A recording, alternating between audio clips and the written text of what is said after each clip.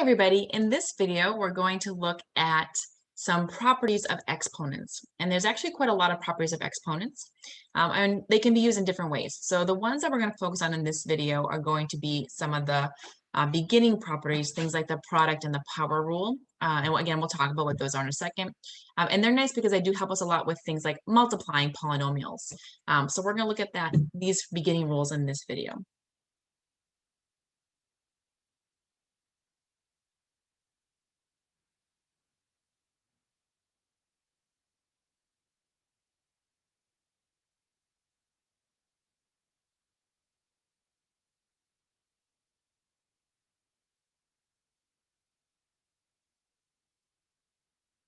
Now, there's lots of different rules for the properties of exponents, so there's quite a few different properties that we can talk about.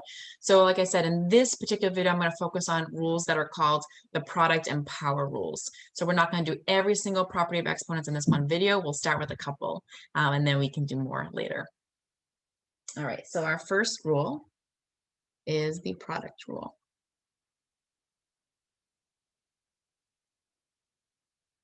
Or product property, whatever you want to call it.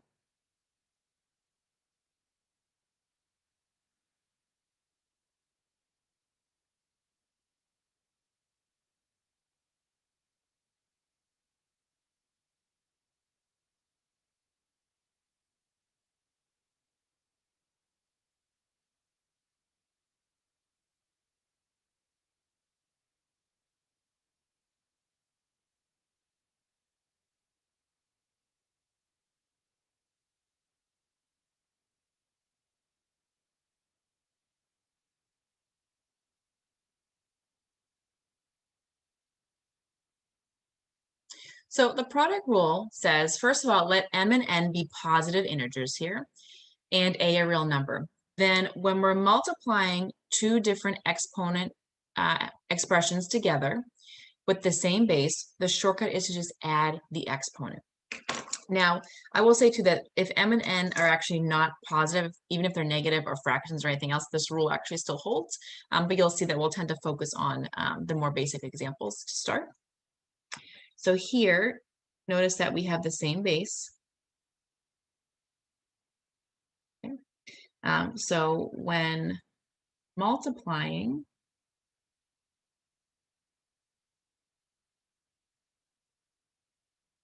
exponential expressions, we're going to add the exponents. And again, this is assuming we have the same base here. So let me show you some examples, and it's not as bad as it sounds.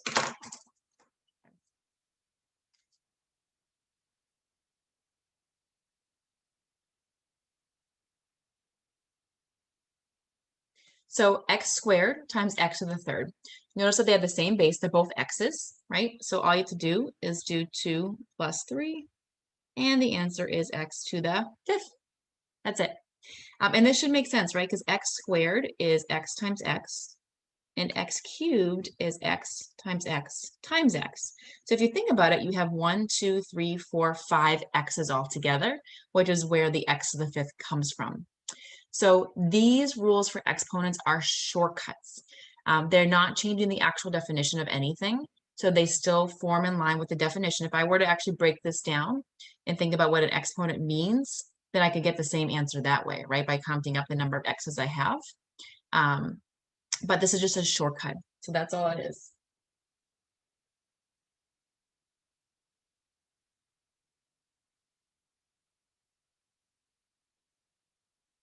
So let's say I'm multiplying even 3 things. If they all have the same base, that's key here, same base, that I can just add.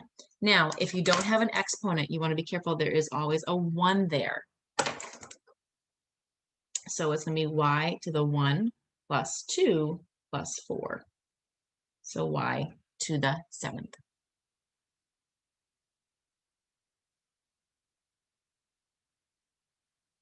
And this even works if our numbers are part of the exponent expression. So let's say 2 to the 5th times 2 to the 7th. Now these are some pretty big numbers. If you actually wanted to multiply this out, you get a pretty large number here, but let's say I want to leave it as an exponent. Again, I have the same base, which is important. So I just do 5 plus 7 and I get to the 12th. Okay, so it works the same way here. Now I will clarify, let's do a couple more examples here. Let's say you have something a little bit different, like 4x squared times 3x to the 5th power. So I'm taking it up a little bit here. I do see I have those exponents with the matching bases, but notice that I have a 4 and a 3. Those are not the same bases.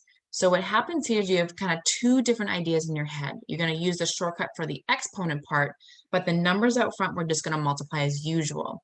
And it's different than this example here because these had exponents with the same base. These are no exponents on the 4 or the 3, and they're different bases.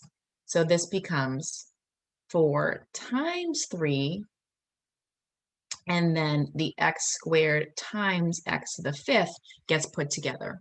And I can move things around because of the commutative and associative properties of multiplication. So 4 times 3 is 12, and then here 2 plus 5 is 7.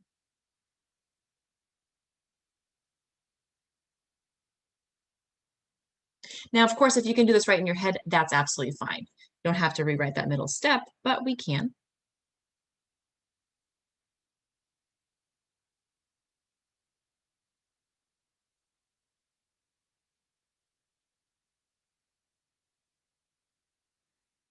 All right, I'm going to kick it up a little bit again here. So notice that I have a few different things going on. I have numbers out front, which don't have exponents. So they're just going to work as usual.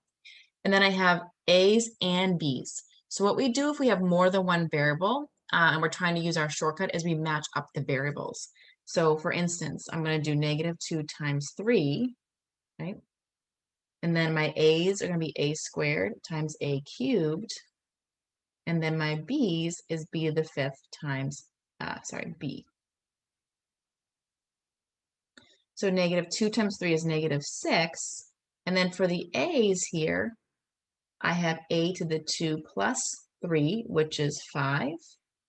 And don't forget on that B here, there is a 1 there. So this is going to be B to the 5 plus 1, which is B to the 6. So we can extend this rule to really any combination from, so again, this is all multiplication problems. That's the key here. Everything is multiplication. So I can rearrange and just group the same kind of exponents together to use that shortcut. Okay.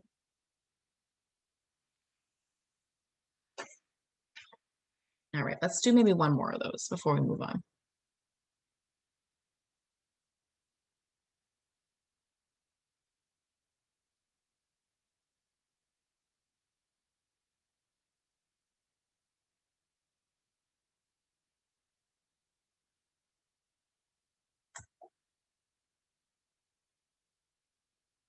So I'm multiplying here. I'm actually multiplying two monomials or two polynomials, if you remember your definitions there, but it doesn't matter. So just think about what you have. And let's do this a little bit more mentally. So I see my numbers out front. They don't have exponents, so they're not under the shortcut. They're just regular numbers. 5 times 2 is 10. Now we're going to move over and do our first variable. Now, again, if there's no number, there is one. It's 1. So I have x1 and x2. So I'm going to do x to the 1 plus 2, which is 3. Now I do my y's. So times y to the 2 plus 7. So y to the 9th. And then z to the 4 plus 10. So z to the 14. These are all different kinds of bases, and you can't combine them together now. Don't put 3 plus 9 plus 14 together. We are done. So when we multiply, again, that's the key thing. We're multiplying here, and we have exponents. The shortcut is that we can add them. And again, we're not changing any rules here. If you go back to that first example that I sort of did with you guys, where I wrote out each piece, right? I'm not changing any rules. I'm still using what exponents are, what they mean. I'm just providing you a shortcut so you can do it quicker. Okay, so that's called the product rule. And again, products have to do with multiplication. So when we're multiplying. Okay, let's see. Okay. So next, we're going to look at the power rule or power property?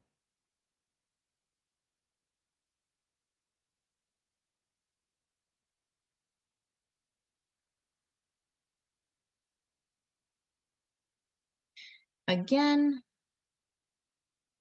if m and n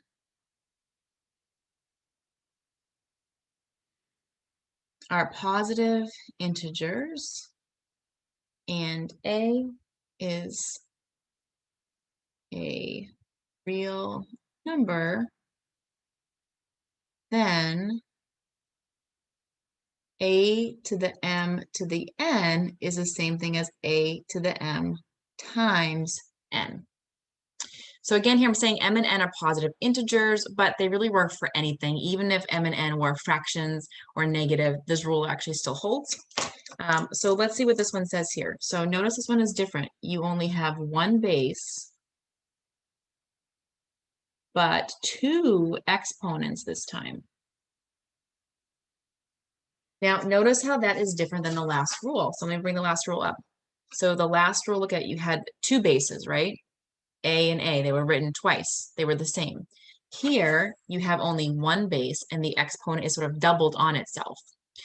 So what's going to happen here is that when we have a power to a power, so an exponent to an exponent, we multiply the powers together. And that is, again, a shortcut. Doesn't mean that we always have to do it that way, but it's a shortcut. So it's going to save us a lot of time. All right, let's do some examples here.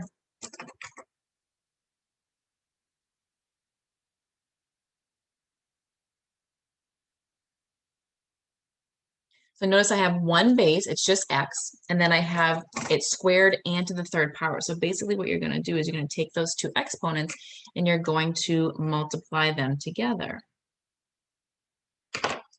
So x to the 2 times 3 is equal to x to the 6th power.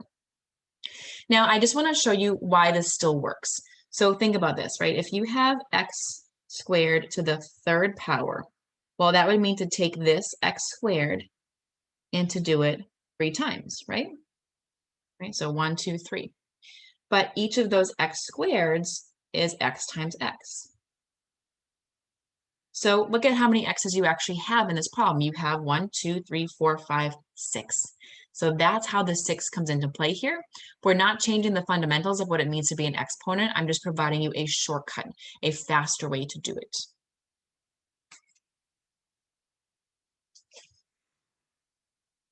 Okay, let's do another example.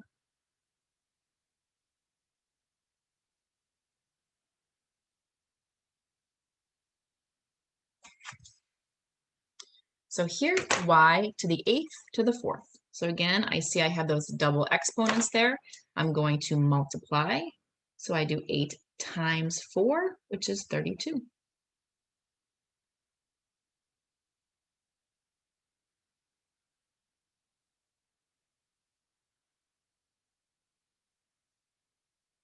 I'm going to make a note to be careful and to not mix up these rules, which is really easy to do. So for instance, right, let's say I have x squared times x cubed versus x squared cubed. Now I've done both of these problems already, so you should know the answer. But think about the rules here. So we're multiplying these together, and I have two bases. So what it says to do is to add the exponents,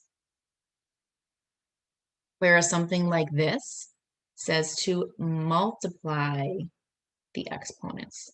Okay, so you're going to get different answers the vast majority of the time. You need to be really, really, really careful. And this is something that students mix up all the time. And if you're looking at it now, you may be saying, yeah, but this is easy, right? I can do this. It's only 2 rules. And it's easy now, but it gets tough once we start getting into more complicated problems that have more steps. It's easy to mix them up as you start adding on more rules and more steps. So you really want to kind of keep these separate in your mind. If you have to, make a little note card for yourself. Put some examples on there, write these rules on there so that when you do an example, it kind of will jog your memory on how to solve it. So let's do an example that's like a little bit harder, you can see.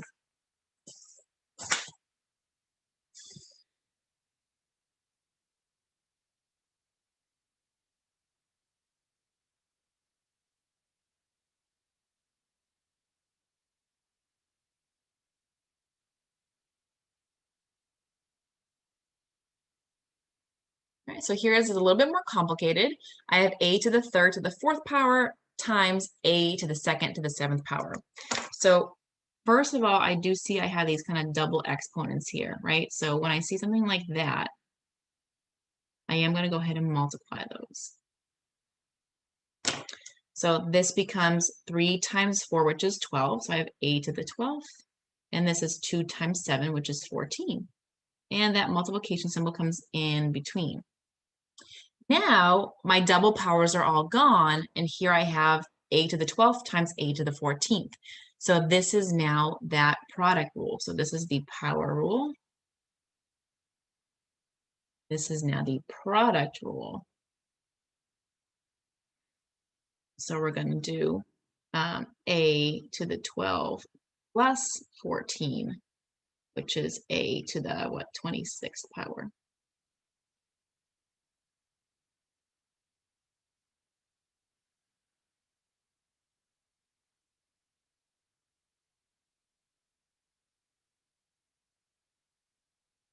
So you just want to be careful. So when we're using the power rule, when you have these double exponents together, they're really kind of like touching almost, then you're multiplying them.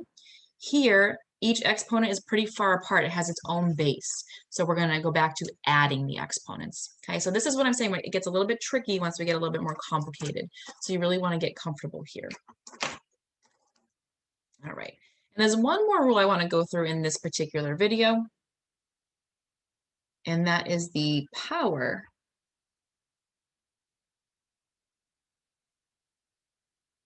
of a product rule or property.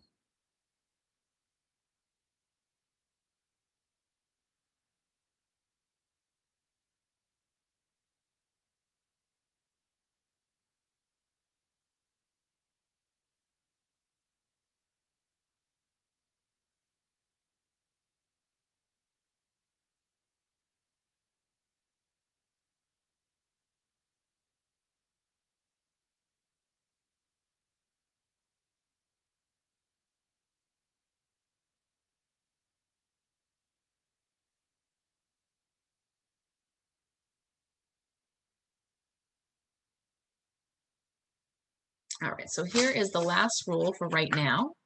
It says if n is a positive integer and a and b are real numbers, then if you're multiplying two things and you're raising it to the nth power, you actually can go ahead and distribute that inside here so that each of those bases gets its own power of n.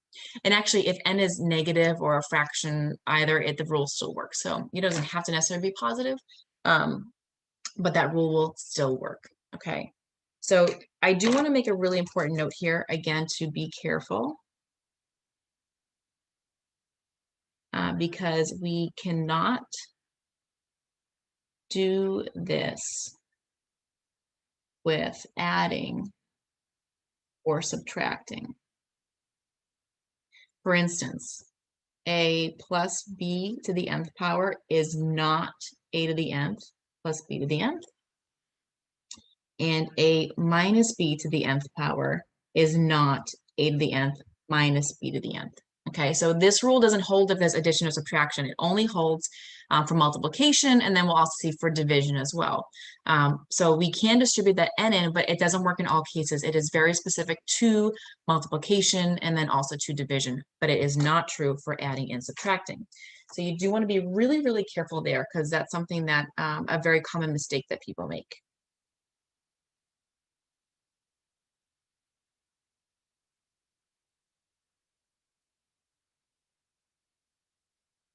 So let's say I have something like simplify 5t squared. So again, I have parentheses, I have no addition or subtraction. So what I can do is I can take that square and I can distribute it to both bases. So this becomes 5 squared times t squared. Now, typically if a number is pretty small or easy to simplify, then you should do it. So 5 squared is just 25. So this is 25t squared. Okay. If this was like 5 to the 10th power, that's a really large number. We typically leave it. But if it's a reasonable thing for you to multiply out, then you should probably get used to simplifying that if you can. So 25t squared. Let's do another example here.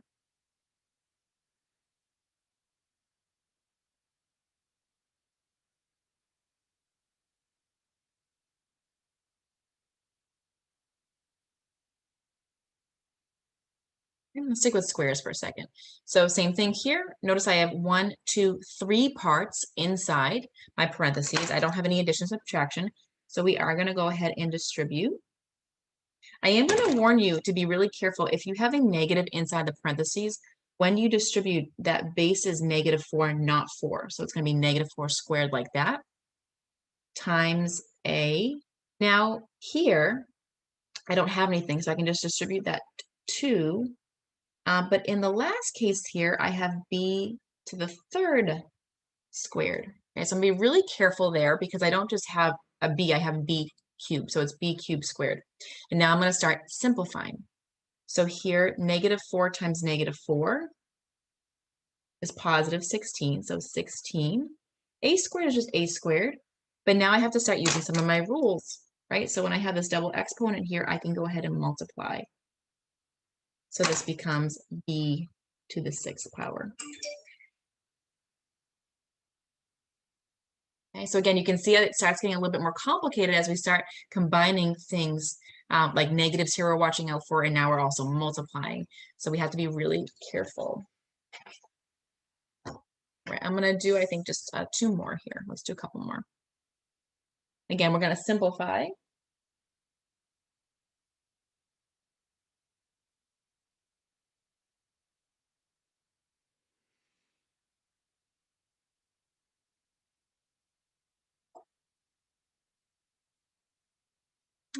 So I have 2x to the 5th, y to the 4th, all to the 3rd power. Again, I don't have any pluses or minuses. It's just multiplication. So I can distribute that 3 to each part here.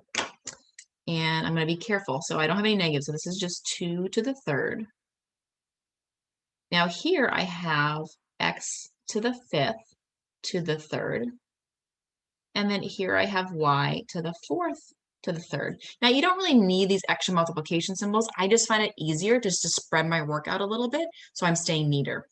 So here 2 to the 3rd, well, that would be 2 times 2 times 2, which is 8. And here I have that double exponent. So I'm going to go ahead and multiply. And I'm going to do it again here. So I have x to the 15 and then y to the 12th. So my final answer is 8x15, y12. And again, if there's no symbols in between, it's always implied multiplication. So we don't have to write those extra symbols in. All right, and let's do one more again. I'm going to kick it up a little bit here.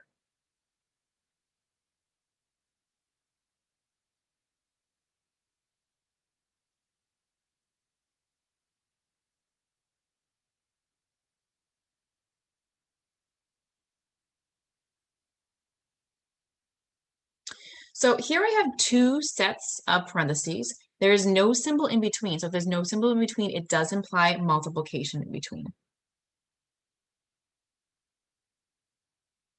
Okay. So what I'm going to do is I'm going to kind of think about PEMDAS a little bit, and I'm going to do each set of exponents first separately, right? So I kind of need to clean up each set of parentheses first.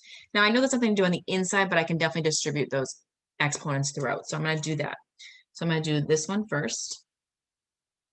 And then over here, I'll do the 5. Now, careful, there's 3 bases in here, right? So make sure those exponents go to every single part. So for the first part, I end up with 3 to the 4th times y to the 4th to the 4th times z squared to the 4th.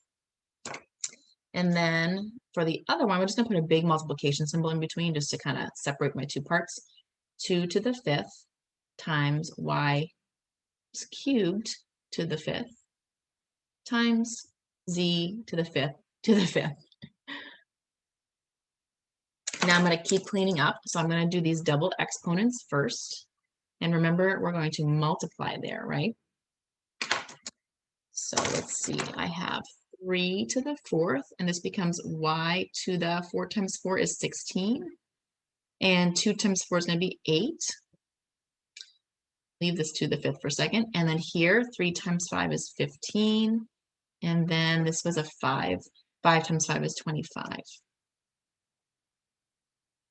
All right, I'm going to keep simplifying a little bit. Now, 3 to the 4th, that's one that you probably should know, but it's 3 times 3 times 3 times 3. And if you multiply it out, you get 81. And 2 to the 5th is another one. 2 times 2 is 2 times 2 times 2. Even though it's a lot of 2's, it stays relatively small. So you end up with 32 here. So this becomes 81 y to the 16th, z to the 8th, times 32 y to the 15th, z to the 25th. Now, I'm not quite done yet because I still have a lot of stuff going on that can be combined, right? I see y's here and z's here. I see numbers. So what you want to remember now, so right here we were using that power rule, but now I'm going to go back to the product rule. So I have the same base, right? So I'm going to add those exponents. So what I'm going to end up doing here is I'm going to do 81 times 32, right? Put my numbers together. And then I'm going to do y to the 16 plus 15, putting my y's together. And then I'm going to do z to the 8 plus 25, putting my z's together. So when they each have their own base, I add those exponents when we're multiplying. All right, so let's see. This one I'm definitely going to use a calculator for. So go ahead and use your calculator here. You should get 2,592. Now 16 plus 15 is going to give you 31. And then 8 plus 25 is going to give you 33. All right, these exponent problems, as they get more complicated, can take a lot of time. But you just want to take it one step at a time. So for problems like these, I always tell students not to panic too much in the beginning. So when you see something like this, don't just panic, but look at it and just say, what's one thing I can do? And a lot of times you may recognize, oh, I can distribute that 4. So do that first, okay? And then do the other side. And then look at it again and say, okay, what's another thing that I can do? And again, you may recognize like, oh, I see those double exponents. I know what to do with those, right? So when you see a hard problem like this, don't go in thinking, what's the final answer? Go in thinking, okay, what's one thing I know how to do? And you want to take these one step at a time.